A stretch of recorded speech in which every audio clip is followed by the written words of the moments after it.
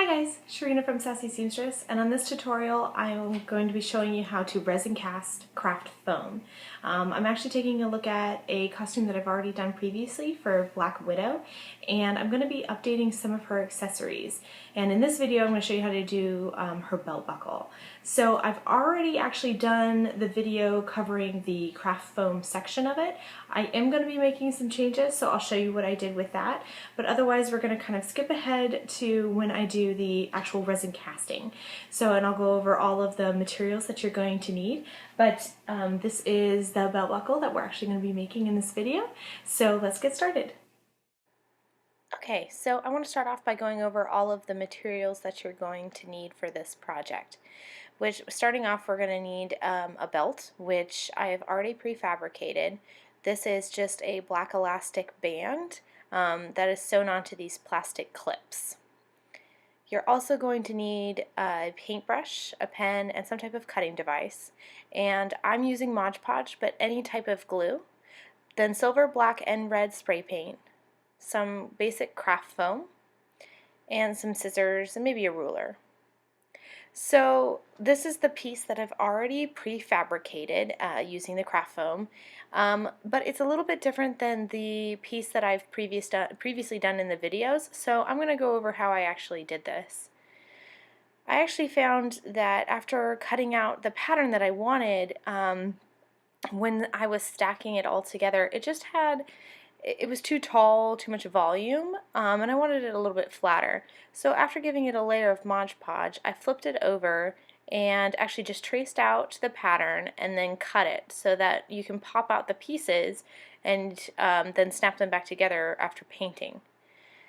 So with this piece, you can actually already see the layers with the paint that I've done. And then after I put it back together, I did a layer of the Mod Podge on the back and then also on the front. Then with this, I can actually attach it to the back piece before actually doing the resin casting. And that'll give it a really nice hard layer that'll make it strong. Okay, so this is the piece that I finished after attaching the front to the back. But I found that there was actually this layer. It's kind of hard to see, but there's a kind of a gap between the two layers. So I'm just going to fill that in using some hot glue. So you don't need a ton, just a really small bead to kind of seal it.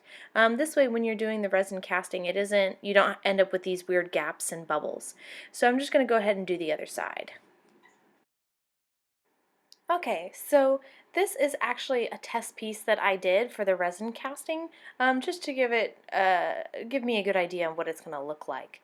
So I'm using Easy Cast, and it is a 1-to-1 mixture, so equal parts. And I've gone ahead and measured out in these little white cups how much I'm going to need to actually do the casting.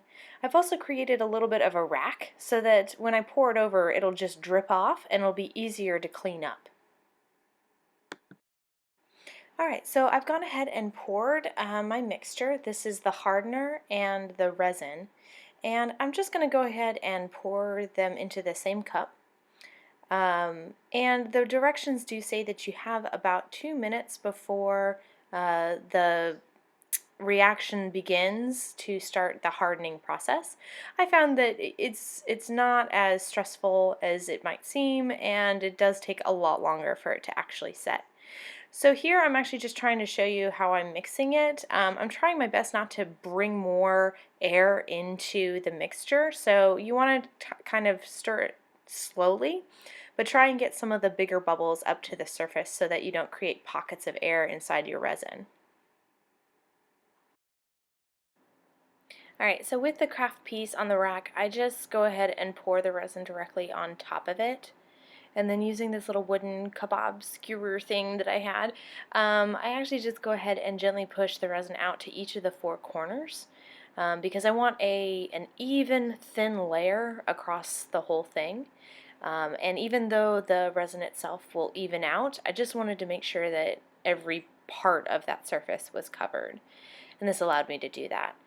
With the wing part, as the resin actually starts dripping over the sides, I kind of just helped make sure that the full piece of the sides were actually covered, and just kind of gently pushed more of that resin over the edge. And then I went ahead and actually, using the stick, traced the edging of the entire piece to make sure that the resin was also getting the side parts as well. Now, this whole process, I ended up letting it dry overnight. The thinner the piece of resin is, the longer it actually takes to dry. And so this, I think I let it dry for a little over 12 hours. So with the piece actually done and dry, you can see I have these little circle pieces. Those I just were the drips that were left over that I cut off. But this is the final piece.